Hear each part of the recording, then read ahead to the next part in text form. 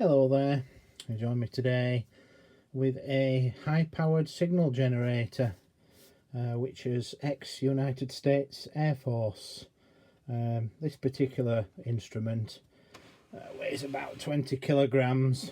It's extremely heavy and it's a sort of both hand lift. Now this being a high-powered signal generator doesn't produce microvolts, millivolt range like most signal generators do. This produces between 10 and 80 watts RF output. And what I think this is used in a defence application is to drive RF power amplifiers that are probably used in maybe radar or some other application that needs a high level of RF drive. And typically that would be something that can amplify a signal into many hundreds of thousands of watts, such as a radar amplifier. What's interesting about it is it does have an external pulse input trigger as well. We've got calibration pots for the 10 watts and 80 watt setting. We've got a grid and a cathode, so it's obviously valve operated. And we have power on off, standby and start, because I notice there's a ready light here and an AC light. CW for carrier wave, 1 kHz square wave, an external pulse. And then here we've got power adjust, RF power, which is low to medium and then up to high, and then a fine adjust here. And we can switch between grid and cathode voltage for the valve that's used within the unit, and then we've got RF coupling, which I'll show you how that works in a moment. But it goes from 600 megahertz all the way down to I think it's about 150 megahertz, something like that. That's 400 megahertz, 350 megahertz, and that's 320, 300 megahertz, 280, 260, 250 coming up, and then we've got right the way down. Unfortunately, somebody's broken this thing off here. I think it had like a little wheel thing that came out that you could just do that with, but unfortunately that's been broken off. The chap who I got this off has broken it, I think. This unit as well, by the way, while I'm just winding the frequency down, works on 120 volts AC. You know, again, another sign that it's not from the UK. 190 megahertz it goes to, 600 megahertz to 190 megahertz, and back again. So it's quite a wide range, frequency range. The only thing about it is it's enormously heavy. It's remarkably unusual to get a signal generator that produces 80 watts RF output across the VHF I-band to UHF range. And obviously it's valve operated as well. It says here that it's a high power signal generator, model 470A-500, which is interesting. But if we just turn it round a moment and have a look at the back, it's a source, and then in the back we've got the danger high voltage. I haven't powered it on yet till we look inside, but we've got a cap here over the valve. So for those playing along at home, that's the valve that's in it, a 7211 I think it is, made in the good old US of A. And obviously you wouldn't want to touch that when it's switched on, not unless you want half a day with the Undertaker, because obviously there'll be about 2000 volts on that, I think. So if I just whip it apart, I've already taken the cover off before, and this is what's inside. So we've got the wheel here that you can see through the display at the front, and you're adjusting the frequency. This source, this coupling control goes up this rod here to what is a plunger which retracts in and out of the oscillator chamber. So that's how it couples the RF in and out, as you can see there. So if I just zoom in for you, you'll be able to see that. And the coax that's soldered here, that you can see, this that goes that way, actually goes all the way to the front and down to the very front panel behind there, which is the N-type RF output socket on the front. So it's quite unusual how it uses a pick-off to come in and out of the cavity.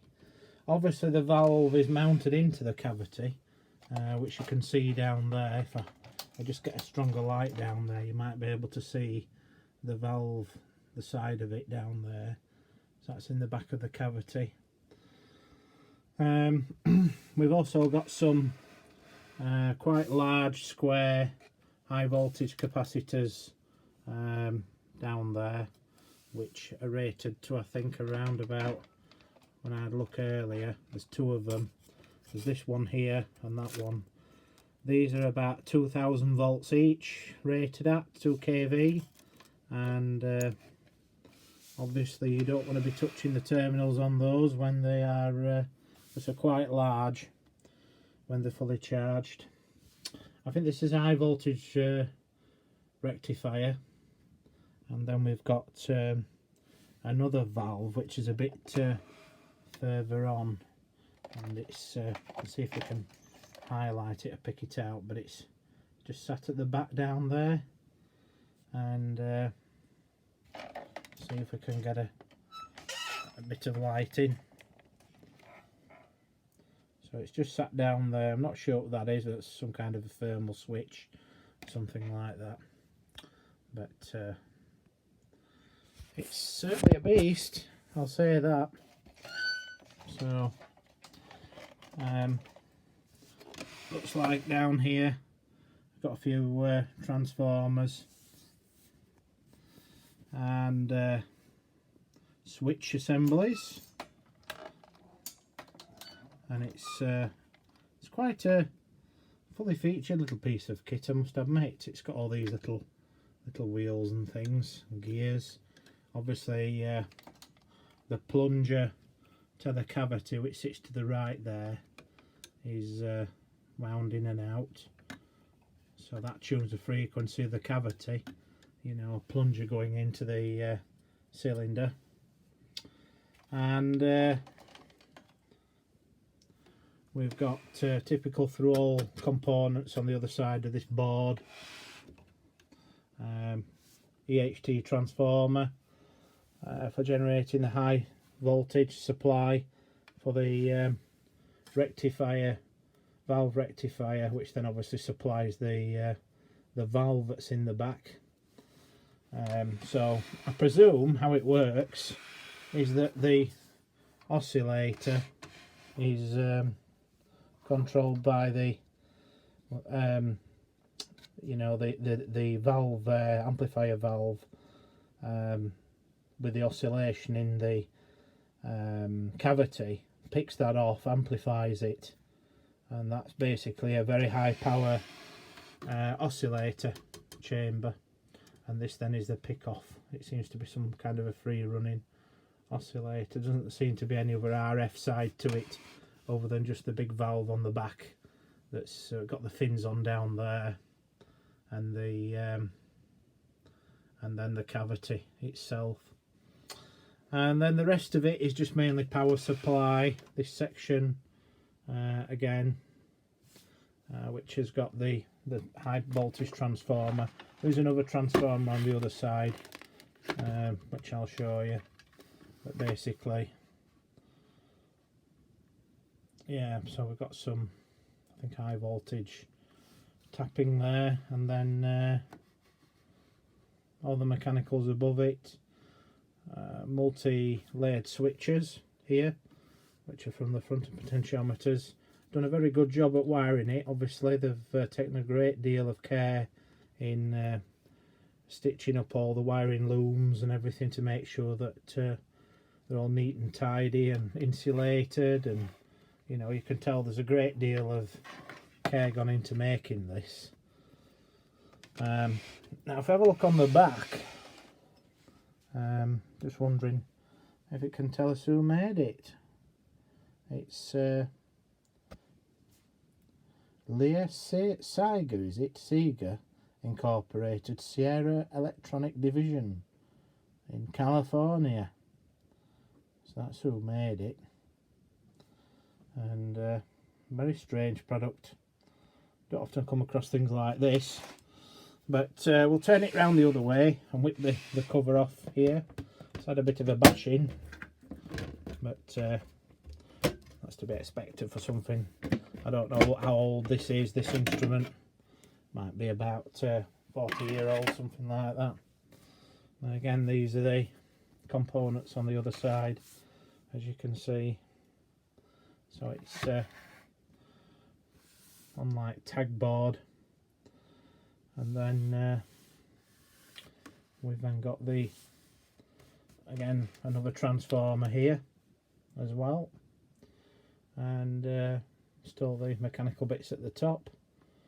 But they don't make them like this anymore, you know. I mean, these are built, these are bomb proof, you know. So they've obviously paid a lot of attention in the design of it, to make sure that it lasts and that it's well built. I mean, as I say, it weighs about 20 kilograms. It's not lightest of things. You definitely need both hands to pick it up. You know, it's extremely heavy.